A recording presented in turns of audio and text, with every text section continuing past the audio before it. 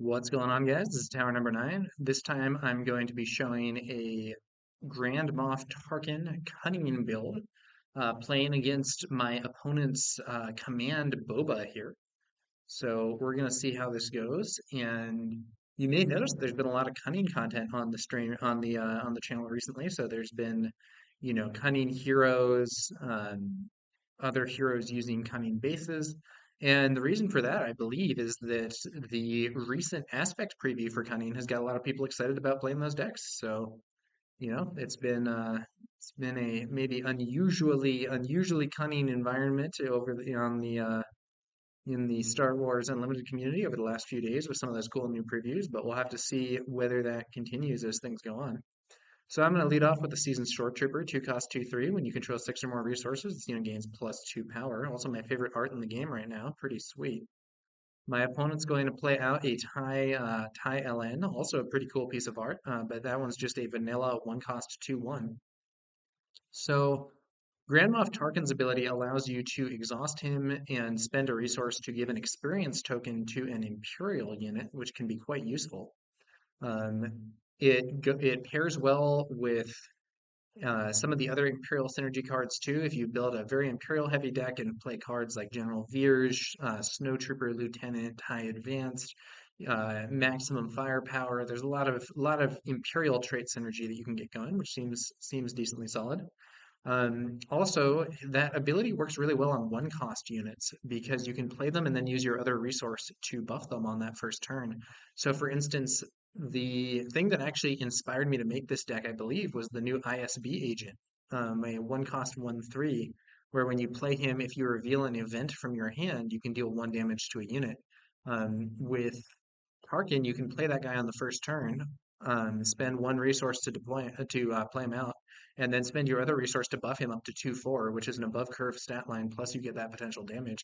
That can be really high value, and that was what inspired me to build this deck. So we're gonna see if I end up getting that sort of value. Thus far, I've been playing pretty on curve, so I haven't been using Tarkin's ability.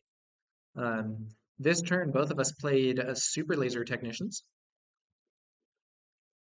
Classic unit, 3 cost 2/1, which is horrible stats in terms of curve. But if you when the unit is defeated, you can add him as a readied resource rather than discarding him like you normally would. And that turns out to be really strong. That turns out to be a really good ability to have. So we'll see what happens here. So this turn, we both have our super laser technicians out. Um, One thing we could do here is just trade. Um, Another thing, we could see some other units being deployed here. One cool thing that Tarkin can do is in some situations you can use that experience counter on your super laser technician to allow him to trade into something that's a little more powerful. Like, one thing that might happen is, you both play initial units, your opponent plays a fleet lieutenant and trades the initial units. You play a super laser technician. If you end up with initiative, you can then give the super laser technician an experience token and end up trading it with the fleet lieutenant, which is pretty high value. In this situation, I just have my super laser lieutenant trade with or super laser technician trade with my opponents. This denies a bit of value from Boba Fett's ability because Boba Fett has the ability to ready a resource after an enemy unit leaves play.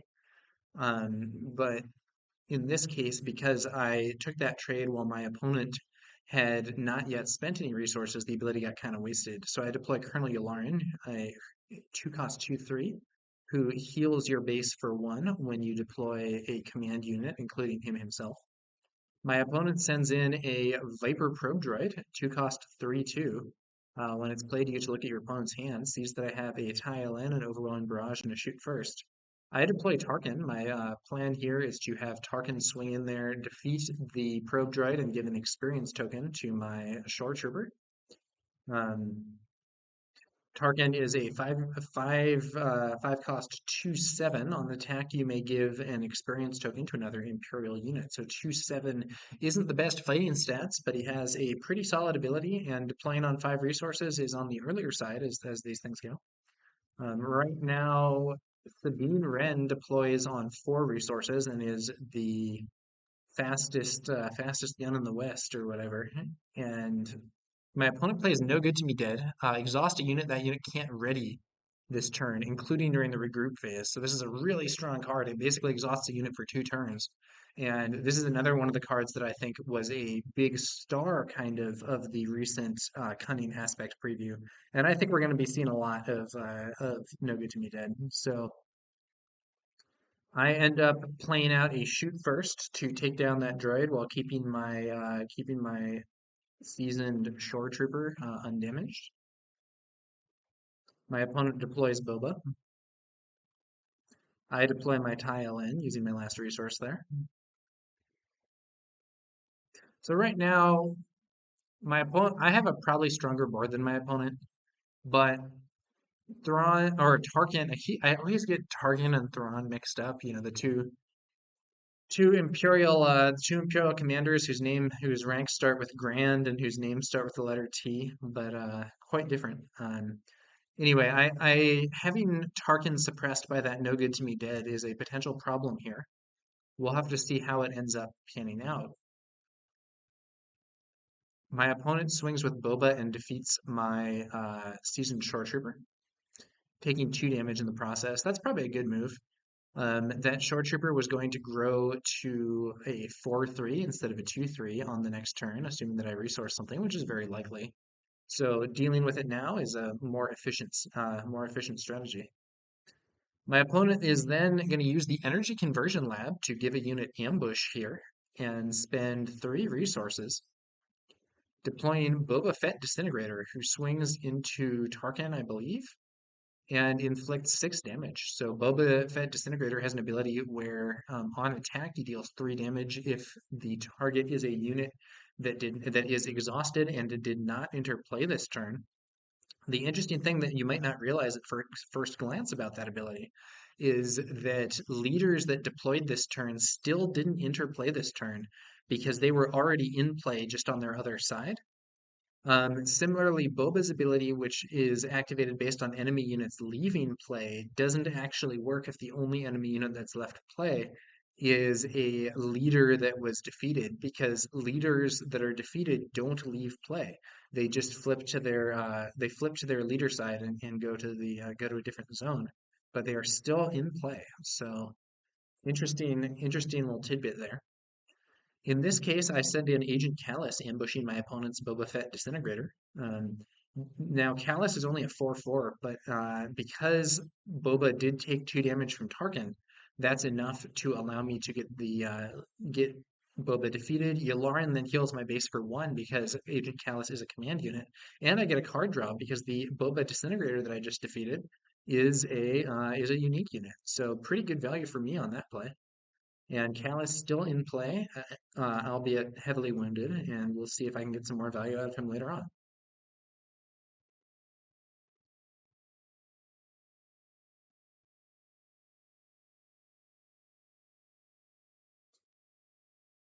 Right now, my board is a lot better than my opponent's, but my opponent hasn't spent any resources yet. Still has 6 available.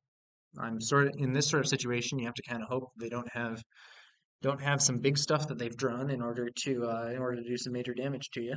But you have to kind of see what happens. And one interesting note is that in this game, we're pretty low on cards here. This doesn't always happen. In Star Wars Unlimited, I do think that card draw is less valuable than in some other games. So if you've played Flesh and Blood, you might know that in that game card draw is much less valuable than it is in like Magic the Gathering or more traditional TCGs. And Star Wars Unlimited, I think maybe has something similar because of the way that you draw 2 cards per turn instead of one. It ends up with a situation where you have, especially once you stop resourcing, there's much less of a, oh, I have to just top deck facet than in some other games. Though it can happen in some cases, especially if your cost curve is generally lower. Um, if you're playing like higher cost units on curve, that's a different story. But yeah, so in this situation, I ambush in Bosk. This is very high value because Bosk defeats Boba, and then I also get a card draw from Boba being defeated with Agent Callus. And there's going to be There's going to be a Bosk still remaining in play. So Bosk is a 4/5 with ambush for 5 cost. And while Bosk is in play, you can whenever you play an event, you can deal 2 damage to a unit. So that's a really good ability. So first off, 4/5 ambush is already a strong profile, if you ask me. You're already often going to be able to get good value off of that just from attacking and defeating a unit and remaining in play, forcing your opponent to use other stuff to deal with you. But additionally, that ability can be very impactful. So my opponent plays Fett's Fire Spray, 5/6 when played. If you control Boba Fett or Jango Fett as a leader of a unit, ready this unit.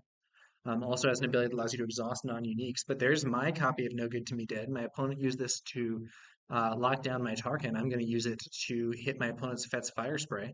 So rather than coming into play ready and getting to attack this turn, it's not going to be able to do anything this turn or next. However, my opponent then takes the initiative. I do inflict 2 damage on Fett's Fire Spray as well with Bosk's ability, because the No Good to Me Dead that I played is an event. And I'm then going to hit the enemy base there for a total of 6 damage.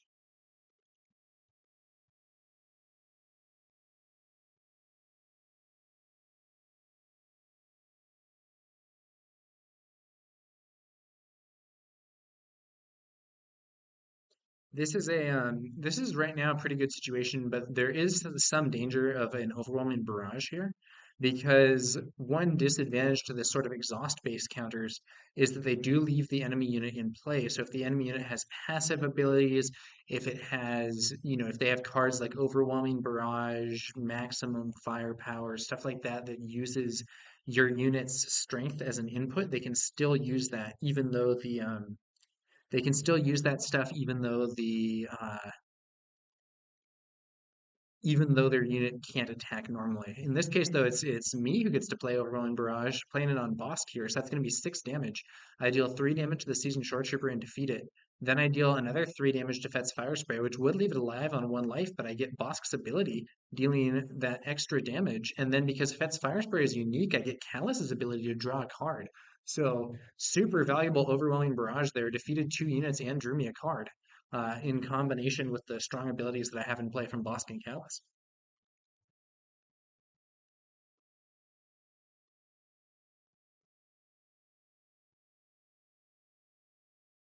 Now I have a pretty solid board, though my units are kind of low HP. My opponent plays an ISB agent, and that's the card that I was talking about earlier that reveals an event to deal 1 damage as a ping. My opponent reveals a shoot first, was going to deal the 1 damage to Bosk, but I point out that doing this, Bosk would still be alive because he has the temporary +2/+2 from my Overwhelming Barrage. So yeah, when played, you may reveal an event from your hand. If you do deal 1 damage to a unit, 1 cost 1/3, pretty solid. So in light of that, my opponent opts to deal the 1 damage to Callus instead of Bosk, because that way he will save some damage on his base.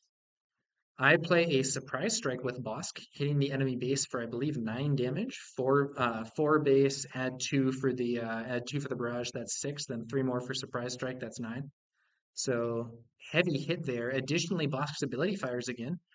You may deal 2 damage to a unit, and I send that damage to the ISB agent. And then I can, in theory, defeat that ISB agent with Yularen. My opponent plays another copy of Boba Fett Disintegrator here.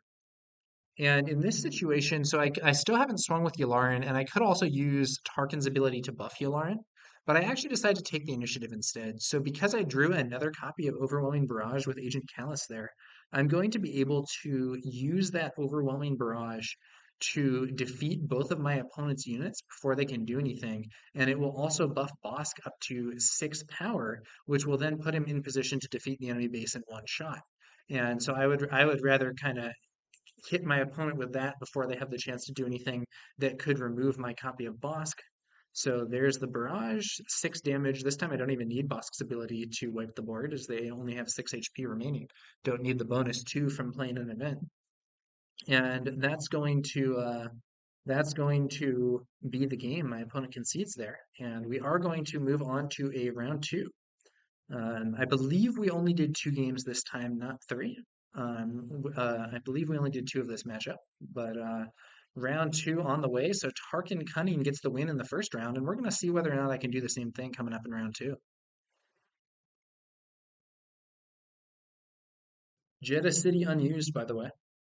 I do think Jeddah City sometimes does not, at least for me, and this is probably reflective of my own weakness as a player, but at least for me, Jeddah City does not see as much play as some of the other bases in terms of like opportunities to use the ability. I do still think it's better than a 30 HP base, but I at least am not very adept at using it, at least right now. So I gotta maybe look for more opportunities to get value from Jeddah City.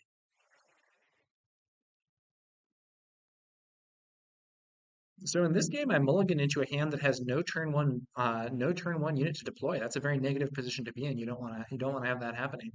But it did happen to me this game, and we're gonna see whether or not I can get out of it. I think this deck has quite a few 1 or 2 cost units. I will try and post a deck list in the video description below. Um, I believe that I have 3 Seasoned Shore Troopers, 3 Colonel Yularen, 3 TIE LN, 3 ISB Agent, which would put me on 12 early drops. And I think I might actually have Snow Trooper Lieutenant also, which would add another 3, although not a very good one. Maybe I cut that because I have Shoot First and Surprise Strike. I'm not sure. In any case, my opponent leads off with a Seasoned Shore Trooper. I play a Super Laser Technician, and my opponent hits my base with the Shore Trooper for 2. So this Super Laser Technician can potentially be given a experience token with Tarkin next turn, and then attack into the Shore Trooper and clear it. But my opponent then plays a Viper Probe Droid, 2 cost 3/2 that does get to see my hand. But now, because there's that 3/2 body on the board, I don't actually need to buff my Super Laser Technician in order to have it trade. I can just have it trade with the 3/2. So that's going to be an opportunity for me to get some good value. If you can trade Super Laser Technician for another unit while also ramping, that's typically a very positive place to be. So I'm happy to see the 3/2 probe droid in this situation.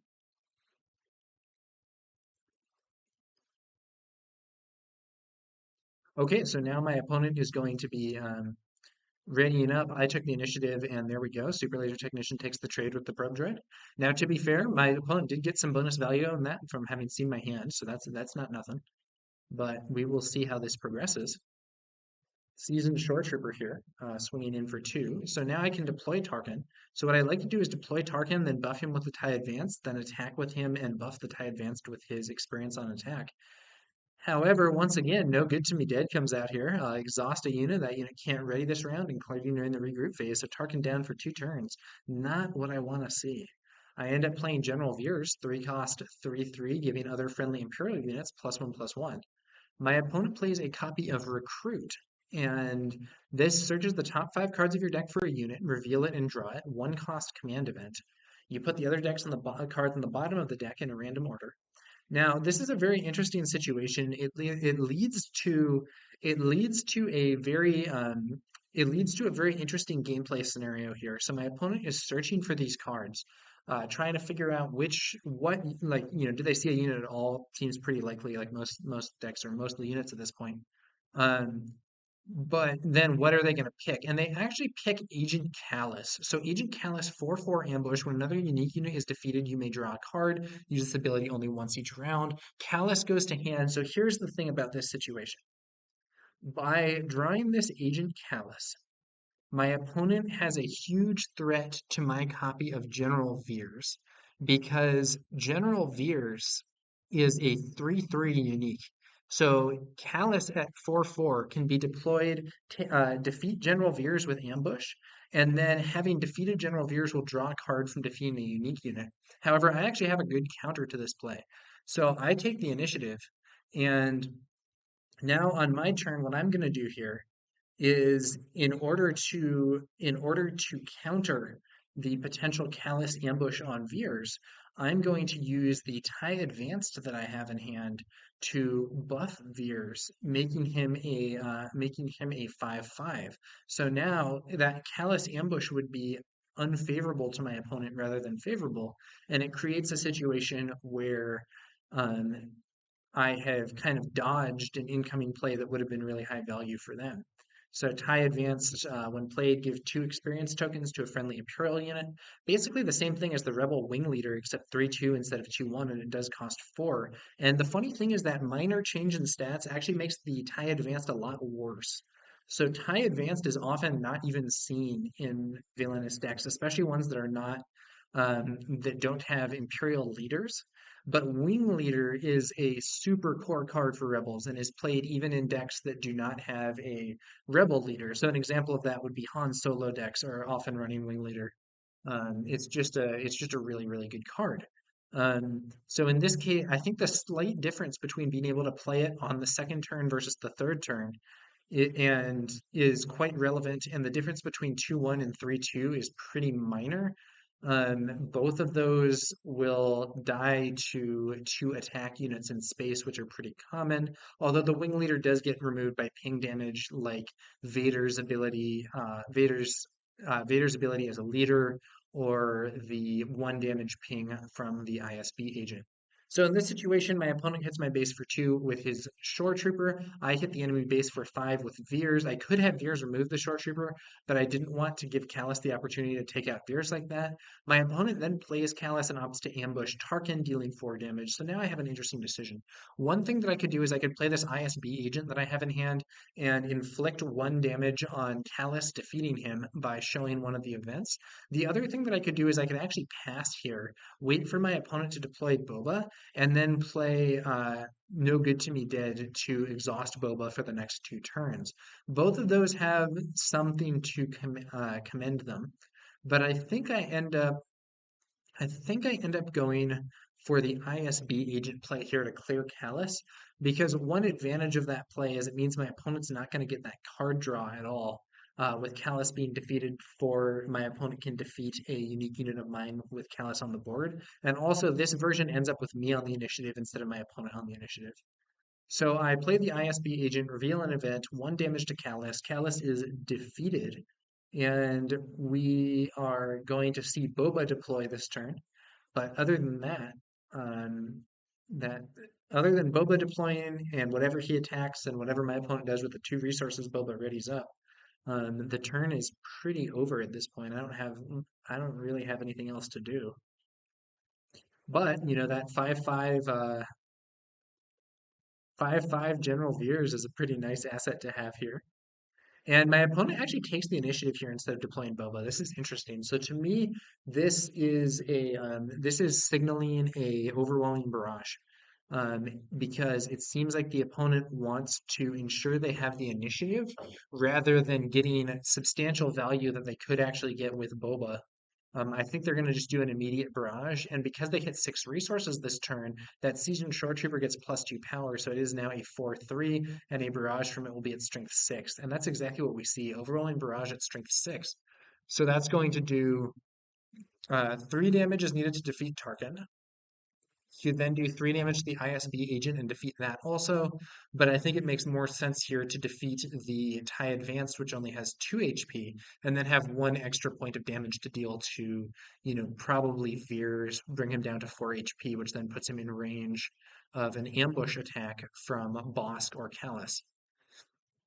And then additionally, this ISB agent or this seasoned short trooper now gets +2/+2 for the turn. So is now actually a 6/5 for the turn, which is a big problem. I, however, handle that with a maximum firepower. A friendly Imperial unit deals damage equal to its power to a unit, and then you repeat that with another friendly Imperial unit, and it has to be the same target. So I deal 5 damage with Veers and defeat the seasoned short trooper even through that buff. I still have 3 resources remaining, which will allow me to play No Good to Me Dead on my opponent's Boba Fett once Boba deploys, which is a pretty happy place to be for me. Let's see how this pans out. So there's Boba Fett. Boba Fett collecting the bounty, 4/7, very strong stat line. No Good to Me Dead though, locking him down for this turn and next.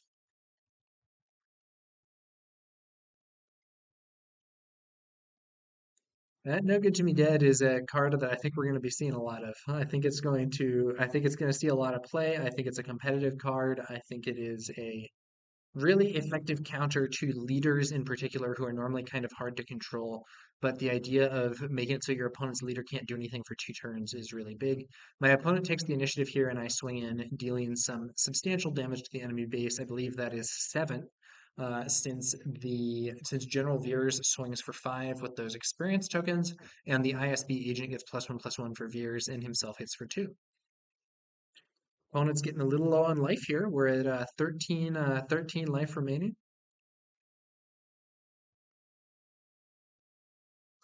Boba is still exhausted this turn. That ghost stone there is just being used as a little marker to show the not ready.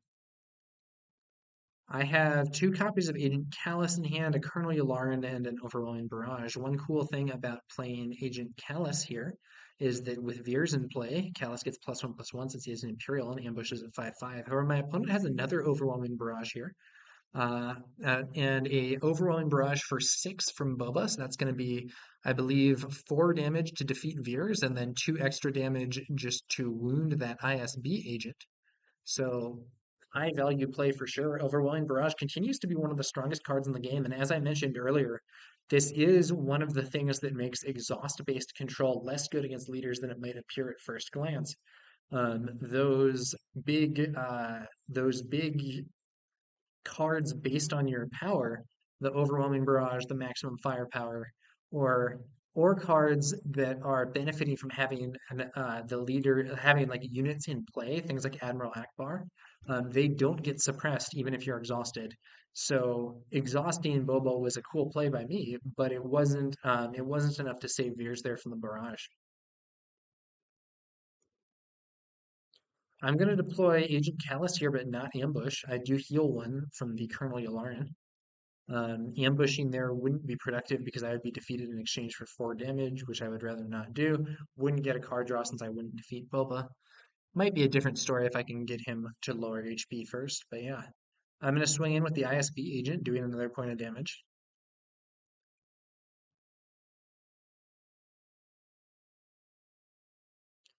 Okay, let's see what we got here.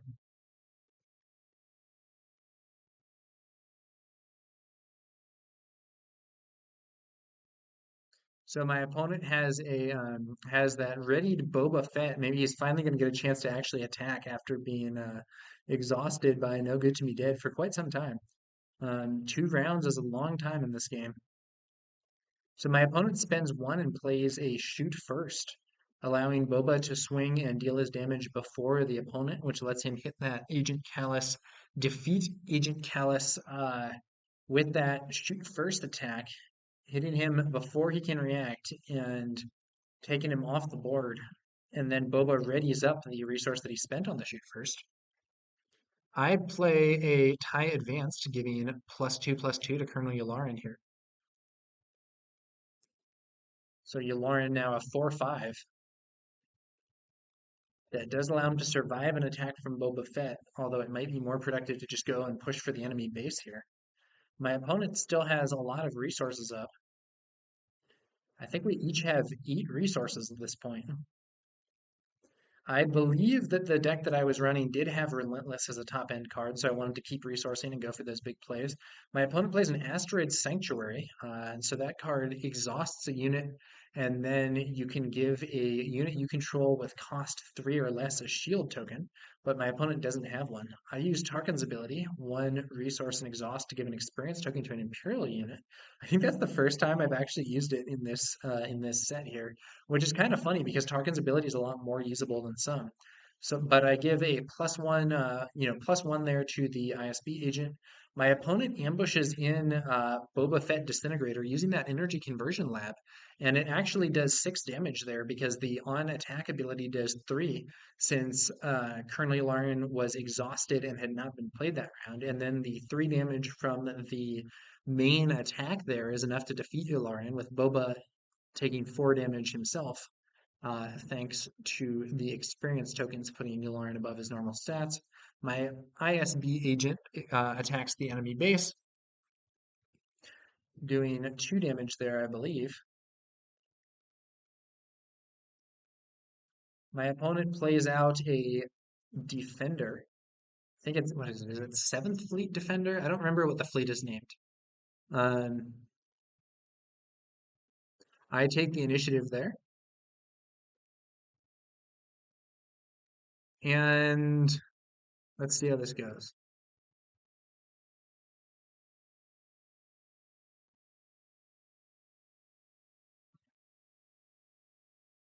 My opponent has the advantage on board right now, but I am up by 11 life, and I have a little bit of a card advantage, so we're going to see what I can do with it. I'm going to lead off by attacking with a tie advanced, doing 3 damage to the enemy base before that defender can hang him off. The defender there is a 3/2 that has shielded, so when it comes into play, you can put a shield token on it. Turns out that's pretty good. Boba Disintegrator trades there with the ISB agent, which is kind of funny because I had sort of hoped to get Agent Callus to ambush Boba Disintegrator there and draw a card. That seemed like or at least that seemed like a high potential play now. But my opponent trades Boba Disintegrator before that can happen. I play the tie LN. My opponent's defender takes down my tie advanced. I'll use Tarkin's ability again to grant an experience token to the tie LN.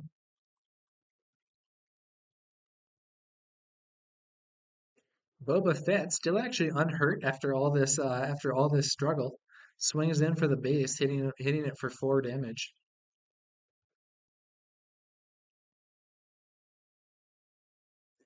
So I could play an Overwhelming Barrage here, but it wouldn't get that much value. I could play Agent Callus, but I don't have an ambush target. Doesn't look optimal. I think I might have actually passed there. My opponent then plays another defender.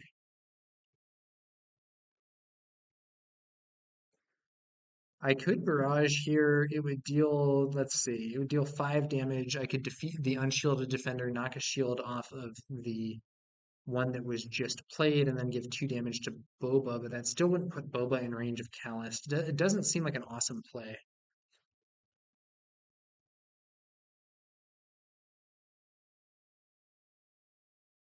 I think I end up just taking the initiative instead. Opponent passes. Um, so now one thing that I can do here is an overwhelming barrage on that tie, which is actually a lot of value because not only would it allow me to defeat the defender, knock the shield off the other defender, and damage Boba, but it would also put me in a position where I can potentially swing for lethal with that surprise strike because the +2 temporary HP from the overwhelming barrage giving me +2/+2 actually takes me out of range of this other defender defeating me in one attack. It only has 3 attack, and the Thai LN there, at least momentarily, has 4 HP. So this ends up being a thing where I'm actually threatening lethal thanks to the surprise strike that I have in hand here. Let's see if my opponent has a counter. So we could see a shoot first on the defender, which would be, I believe that would allow it to defeat the Thai while not even taking any damage. We could also see surprise strike. We could see waylay. There are definitely some options for dealing with this, but does the opponent have those options? Counting resources. The opponent, I believe, is playing a big unit here. Kind of the top end unit often for Boba decks is Fett's Fire Spray, and I think we're seeing 6 resources maybe getting spent. No, no, it looked like maybe considering that, but it ends up just being a swing for Boba, and then surprise strike on the tie, hitting the base for +3. And in conjunction with the experience and the buff from uh, overwhelming barrage, that is enough to defeat the base and win. And yeah, we see the Fett's Fire Spray was in hand there with the opponent revealing those cards after the game, but it ultimately went a different route, and the Fett's Fire Spray, to be fair, wouldn't have been able to deal with the tie anyway. So ultimately, 2 wins for Tarkin against Boba there. And I thought those were some interesting games. It kind of shows the power of, kind of shows actually both the power and also one of the downsides of that No Good to Me Dead, with it being used to, suppress various units on both sides of this game, but at the same time, exhausting a unit, not necessarily stopping them when it comes to stuff like those overwhelming barrages. All right, well, that's going to do it for this one, guys. Thanks to you all for watching. I will be back later with some more Star Wars Unlimited content. One quick note: I am trying Facecam, as you can see in the bottom of the video there. Let me know what you think about Facecam, good or bad. Is it a distraction from the game? Does it make the video more personal? Let me know what you think. I will try and post my Tarkin deck list below. And additionally, I am going to have a link to my introductory article over at the Fifth Trooper. So yeah, thanks for watching, guys, and we'll be back later with some more Star Wars Unlimited content. There is a tournament coming up this weekend. I intend to participate, and I am going to be hopefully recording my games from that tournament if my opponents agree, and we will do some review there and see how it goes. So looking forward to that. Also, I may do some streaming of other people's games if and when I get knocked out. So could be an exciting experience. So stay tuned for that. I believe the tournament is going to occur on Saturday. So should be in just a few days now. And yeah, thanks to you all for watching. We'll be back later with some more Star Wars Unlimited content. I will catch you guys later.